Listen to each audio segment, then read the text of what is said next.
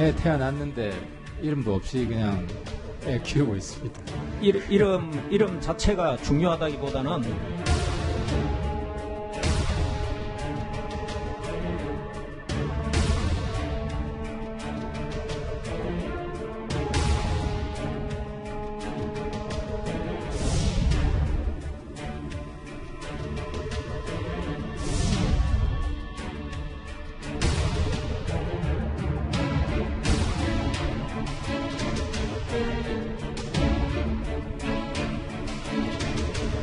한반도 안보 상황은 평화 정착을 위한 변화 속에서도 북한의 위협이 지속되고 있으며 주변국의 경쟁과 대립으로 한시도 긴장의 끈을 놓을 수 없는 상태에 놓여 있습니다.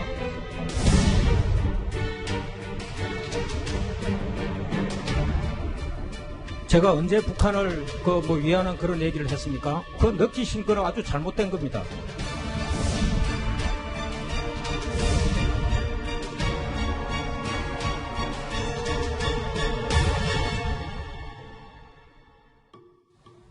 예, 오늘 뉴스 탑10이 선정한 이 첫 번째 이슈입니다. 오늘 오전 국회 국방위가 열렸습니다. 북한의 연이은 도발에다 이 러시아 군용기의 독도 영공 침범까지 이렇게 녹록치 않은 우리 안보 상황이 국방장관의 얼굴에 이렇게 고스란히 녹아 있었습니다. 이현정 의원님. 네. 자세히 보진 않겠습니다만 이 국방장관의 오른쪽 눈을 보면 사실 우리의 지금 안보 상황이 좀 그대로 드러난 것 같습니다. 정경두 국방장관이 며칠 사이에 참 얼굴이 굉장히 수척해지고 거의 눈에 실핏줄이 터질 정도로 굉장히 고민이 많은 것 같습니다. 오늘 국방위가 열렸는데요. 내내 정경두 국방장관이 굉장히 참 심각한 표정을 많이 지었는데요. 사실 우리 안보에 지금 퍼펙트 스톰이 왔다라고 할 정도로 굉장히 위기 상황이지 않습니까? 자, 북한은 잇따라서 지금 미사일을 발사를 하고 있고 또 러시아기는 영공을 침범했고 또 일본과는 지금 지소미아 폐기를 두고 여러 가지 논란이 돼 있고 특히도 지금 미국 조만간 방문할 미국 국방장관으로부터는 지금 이제 그 파병과 관련된 지금 논의 또 INF 협정이 불발되면서 또 새로운 어떤 미사일을 한반도에 설치하는 문제 등등으로 해서 여러 가지 지금 안보 난제가 쌓이는 와중에 또 야당으로부터는 북한 대변인 아니냐 이런 또 지금 지적을 오늘 받았습니다. 자, 지금부터 구체적인 내용으로 들어가 볼게요. 오늘부터 한미연합훈련이 시작이 됐습니다. 그런데 우리 군이 홍길동 군대 아니냐 이런 말까지 나왔습니다. 무슨 말인지 한번 같이 들어보시죠. 훈련 시작했는데 아직 이름도 없이 훈련 시작했네요. 예, 명칭은 저희는 대략 정해가지고 있지만 이거는 한미 간에 같이 합의를 해서 해야 될 내용이기 때문에 애 태어났는데 이름도 없이 그냥 애 키우고 있습니다. 이름 자체가 중요하다기보다는 우리가 실제로 그런 연합 연습 자체를 하고 있다는 것이 중요하다고 봅니다. 아마 국민들이 굉장히 한심하게 생각할 겁니다. 조금 더 정리해 볼게요. 그러니까 국방장관은 실제로 훈련하고 있다는 게 중요하다. 애 낳았는데 이름 없이 키우는 꼴 이런 건 문제가 아니다. 라고 해서 오늘 8월 5일부터 8월 20일까지 19- 동맹훈련 기간. 근데 이재명 차장, 이 이름으로 끝까지 갈 수도 있는 거 아닙니까? 그러니까 19-2라는 말은 2019년도에서 두 번째 연합훈련이다 이런 뜻입니다. 그러니까 어차피 19- 동맹훈련도 어떻게 보면 약간 임시 방편으로 지은 이름을 하겠죠. 그러니까 3월 달에 19-1 동맹훈련이 있었고 이번에 이제 19-2 동맹훈련을 하는데 자, 지금까지는 그냥 편의상 19-2로 불러왔습니다. 그런데 아시다시피 북한이 계속 이 훈련을 문제 삼으면서 동맹훈련 하지 마라 이렇게 하면서 미사일 발사를 계속했죠. 도발을 계속하다 보니까 국방에 고민이 생긴 겁니다. 그런데 어제 국방 관계자 발언이 이겁니다. 자, 훈련은 내일부터 시작한다. 그리고 이름도 잠정으로 정해놨다. 하지만 바뀔 수 있어서 공개를 못하겠다. 그러다 보니까 지금 하태경 의원 얘기한 것처럼 아니 애를 낳았는데 애 이름을 짓지 않고 어떻게 키울 수 있느냐 이런 이제 지적이 나오는 거고 그러다 보니까 이제 아무래도 북한 눈치를 보는 거 아니냐 이런 지적이 나오는 거고 국방부에서는 처음에 전자권을 전환하는 다시 얘기해서 이제 지금 연합사가 갖고 있는 전자권을 한국군을 넘어오는 지금 그런 이제 단계에 있기 때문에 그것을 넣어서 이름 짓겠다 이렇게 얘기를 했었는데 아마 그것도 두고도 이렇게 한미가 좀 이견이 좀 있는 게 아닌가 이런 생각이 듭니다. 그러네요. 19- 동맹훈련이라는 이름을 왜 공식화하지 못하는 걸까요? 바로 이 동맹이란 단어 때문입니다. 동맹이란 이름을 못 넣는다. 북한 눈치 보느라고. 다양하게 그런 생각들을 하고 협의를 진행하고 있다 이렇게 말씀드리겠습니다. 저 동맹이란 단어가 김정호 시장님 그렇게 북한을 자극하는 겁니까? 네. 한미 동맹이라는 건 북한이 다 알고 있지 않습니까? 현재 동맹이라는 단어를 스스로 포기하려고 그러면 첫째는 북한의 문제가 아니라 바로 미국과의 문제가 되는 겁니다. 이게 과연 한국이 미국의 동맹국이 맞냐 하는 부분이 바로 지적이 되는 것이고 현재 북한이 살라미 전술을 쓰고 있는 겁니다. 처음에 대대급 이상을 훈련을 안 한다고 북한하고 약속을 해가지고 안 하고 있지 않습니까? 예. 안 하고 있습니다. 그래서 연대급 이상 안 하고 대대급까지 정도 하고 있는데 대대급이랑 500명짜리 훈련은 좀 현재 하고 있고 북한 약속을 들어줬지 않습니까? 그러다가 이름을 19-1 동맹으로 이름을 바꿨지 않습니까? 원래 뭐 키리졸분이 이런 독수리 연습이 하다가 예. 현재 19-1로 거의 바꿔줬지 않습니까? 그렇게 양복을 해서 19-1 동맹이면 여기서 또 양보를 하는 겁니다. 동맹자를 빼고 그러면 뭐 하냐? 연합연수 훈련이다 이렇게 하려고 그러다가 연합연수도 북한이 싫어할 것 같으니까 다른 생각을 또 하고 있는 겁니다. 전작권 검증 연습이다 이렇게 하려고 그러는데 미국이 전제 브레이크를 걸고 있는 것 같습니다. 전작권 검증 연습이다라는 이름도 한번 생각을 해봤나 보죠. 말씀하셨던 살라미 전술이라는 게 북한이 야금야금 치고 들어온다는 거죠. 우리 눈치를 보게끔. 그래서 결국은 한미연합훈련을 완전히 못하게 만들고 그다음에 주한미군이 철수돼야만 니들하고 비핵화 협상을 하겠다. 뭐 이런 식으로 나오는 거죠.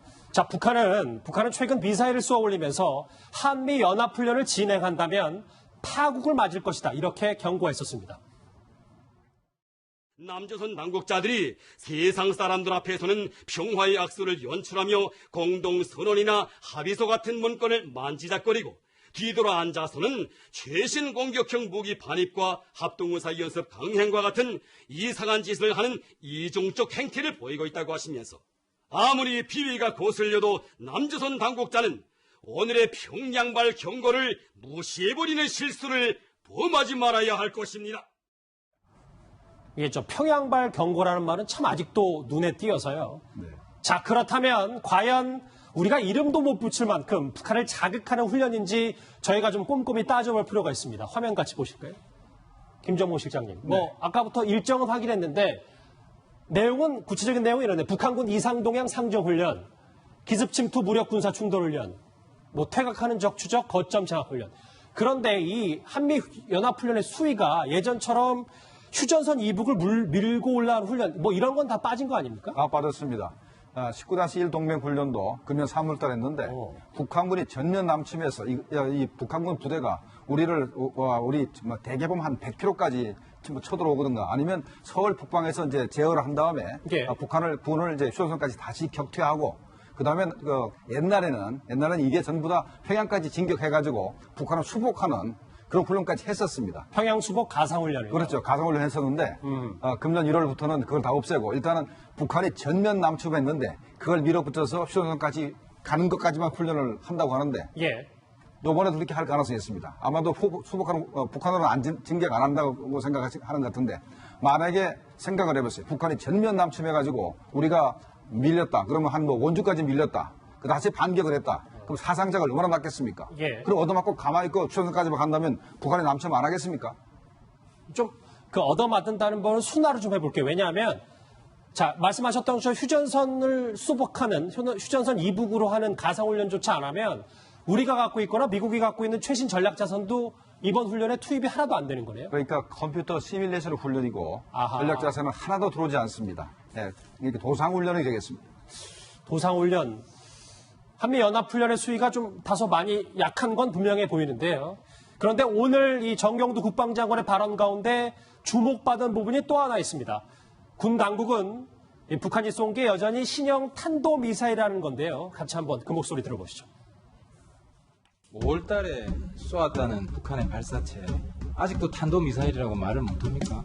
저희가 지속적으로 분석을 진행해서 7월 25일 날 하고 31일 날 우리가 신형 단거리 탄도미사일이다 이렇게 했기 때문에 그 비행 특성을 같이 유사하게 가지고 있다 그런 미사일로 보시면 되겠습니다. 말을 좀 군인 출신답게 좀 딱 부러지게 하세요. 일단 저희는 비행 특성을 그렇게 보고 있는데 주장하고 있는 신형 대구경 방사포, 조종 방사포 이렇게 표현을 하고 있으니까 장관님 요건 딱 부러지게 정리하고 넘어갑시다. 북한에서 지금 새로운 주장을 내놨기 때문에 그 부분에 대해서 우리가 추가적으로 분석이 필요하다. 그래서 유보시키는 겁니다. 7월 말하고 8월 초 쏜 것 때문에 다시 조금 헷갈리고 있다 이 말씀이시네요. 그래서 그래서- 정확하게 결정을 못 내리고 있다. 예, 그렇습니다. 하태경 의원의 계속된 질문에도 일단 정경두 국방장관은 유보를 하고 있습니다. 안수양님, 그런데 북한이 진짜 방사포인지 아닌지는 저희가 앞으로도 추가로 봐야 되겠지만 정말 방사포라고 신형 탄도미사일이 아니라고 방사포라고 주장하는 정치적 속내가 있다면서요? 그렇죠. 뭐 정치적 속내는 이제 탄도미사일일 경우는 이제 유엔의 제재를 받아야 되니까 그걸 피하는 게 목적이 있고 예. 그 외에 또 다른 것은 이제 바로 지금 진행되는 한미 군사 훈련을 또 제어하려면은 역시 탄도미사일보다는 방사포 즉 방어용이다 이런 개념인데 지금 국방부 장관의 표현을 보더라도 그러니까 북한이 방사포라고 말했기 때문에 방사포인 것 같다 이런 얘기거든요. 실제로 우리 군의 입장에서 볼 때는 탄도미사일 같은데 북한이 2번씩이나 보도하기를 방사포라고 보도했기 때문에 그걸 믿어야 되지 않느냐 이런 개념이지만 어쨌든 이번에 8월 초에 쏜 마지막 그 소위 북한이 표현한 방사포라고 하는 것도 발사관이 그렇게 많아 보이지 않습니다. 방사포라는 건 최소한 발사관이 여러 개여야 되는데 그들이 그 말하자면 이렇게 가려서 이게 분명히 판단할 수 없도록 모자이크 했다는 것 자체가 북한이 방사포라고 말하는 것 자체가 또 신뢰가 떨어지게 하는 측면이 있습니다. 따라서 우리 측 일부 전문가들도 지금은 방사포인 것 같다 이렇게 말하고 있지만 아직 거기에 대해서 양쪽에 뭐 일치된 과학적인 표현을 쓸 수는 없는 상황인 것만은 확실한 것 같아요. 그러면 잠시 보면 그래픽의 순서가 바뀐 거네요. 그러니까 방사포가 한미연합훈련 불면 추출이고 신형 단거리 탄도미사일 비핵화 협상력이다 이렇게 봐야 되겠는 거죠. 그렇죠. 그건 뭐 그렇게 분명히 요건 좀 잘못된 거네요. 예, 명과함이 갈린다고 봐야죠. 저 그래픽은 바뀐 겁니다. 저 해석이. 알겠습니다. 자, 정경두 장관 급기야 국회의원들에게 북한 대변인 아니냐 이런 비판까지 들었습니다. 같이 들어보실까요? 그간에 장관께서 하시는 언행을 보면은 정말 충격을 받을 정도로 실망스럽지 않을 수가 없습니다. 사사건건 북한 변호하고 변명하고 과연 이게 대한민국 안보를 책임진 장관이 맞나 이런 생각이 들고 제가 적 개념에 대해서도 제 생각을 정확하게 말씀을 드렸고 제가 북한을 대변하고 있다라고 하는 말씀은 취소해 주십시오. 우리는 그렇게 느낍니다. 제가 언제 북한을 대변했습니까? 제가 언제 북한을 위하는 그런 얘기를 했습니까? 그렇게 느낍니다. 느끼고 그 느끼신 거는 아주 잘못된 겁니다. 글쎄요, 다시 보시면 사사건건 북한 변호한다. 별 4개 출신답게 진퇴 분명히 하라. 모욕적인 발언 취소하라. 저는 정경두 국방장관이 이렇게 거세게 반발하는 거 처음 봤습니다.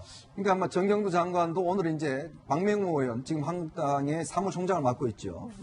이남부도 사실 한국당 같은 경우는 이제 정경두 장관에 대해 해임 건의안을 제출한다고 했지 않습니까? 이제 그게 일단 무산이 되긴 했는데, 그러니까 오늘 이제 이 상임위에서 그동안 있었던 여러 가지 어떤 목선 사태부터 시작해서 지금 북한 미사일 사태 등등에 대해서 정말 안보 책임자로서 왜 북한을 정확히 적이라고 이야기를 하지 못하느냐. 또 북한에 훈련을 하는데 훈련이 그렇지 않습니까? 사실 훈련을 보여주는 것 자체가 억지력입니다. 사실 우리가 이만큼 우리가 능력이 있다라는 것을 보여주므로 해서 적으로 하여금 도발을 못하도록 하는 거거든요. 근데 지금 훈련도 쉬쉬하고 있고 지금 훈련 이름도 안 정해져 있고 그렇다 보니까 야당 입장에서는 정말 지금 국방부 장관으로서의 어떤 국민들 앞에 정말 떳떳하게 이야기할 수 있느냐 이런 문제를 지적하는 거거든요. 그래서 오늘 정경두 장관도 좀 화가 나서 이제 도대체 내가 왜 북한을 대변했냐 좀 근거를 대라라고 이제 많은 이야기를 했는데 전반적인 국방부 장관에 대한 불신 이런 것들이 상당히 오늘 상임위에서 폭발을 한 것이 아닌가라는 생각이 듭니다. 이 정경두 국방장관 앞에 또 다른 숙제도 하나 있습니다. 바로 마크 에스퍼 신임 미국 국방장관이 이번 주 처음으로 한국 땅을 밟을 예정입니다. 자, 생각지도 못한 청구서를 또 들고 올지 모르기 때문에 참 긴장하지 않을 수 없습니다. 같이 목소리 들어보시죠. Our exit from the treaty on August 2nd was a result of Russian noncompliance over many, many years. And what that did in the meantime, we complied with that treaty up until its last date, which was August 2nd. We now are free, if you will, to develop that range of weapons, 500 kilometers to 5,500 kilometers, that have not been available to us from a ground-based deterrent posture. And again, we're talking about conventional weapons now, not nuclear. Whether it's in Europe, whether it's in the Asia Pacific or elsewhere, gives us and continues that deterrent posture we want to deter conflict in any region in which we deploy them in consultation with our allies and partners. 예, 미국의 신임 국방장관의 목소리입니다.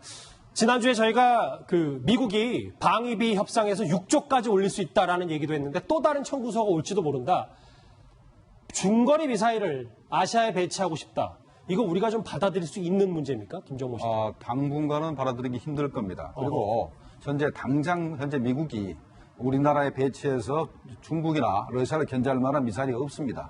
일단은 현재 미국이 가지고 있는 거는 이 핵추진 잠수함이라든가 아니면 전략 폭격기에 실은 크루즈 미사일밖에 없기 때문에 요거를 지상 배치용으로 이제 개조해야 되는데 약간 시간 걸릴 겁니다. 그다음에 또 미국이 원하는 거는 크루즈 미사일뿐만 아니라 이 지대지 탄도 미사일인데 사거리가 1000km, 1500km짜리를 만들고 싶어 합니다. 요거는 한 18개월 정도 걸릴 거예요. 시간이 걸리기 때문에 요번에 와서는 요 얘기는 안 할 것 같고 요번에 와가지고 예스코 이제 국방장관이 할 얘기는 주로 호르무즈 해협에 우리 군함을 파견하는 문제, 그다음에 방위비 분담금 문제, 요거를 집중적으로 얘기할 가능성이 있습니다. 알겠습니다.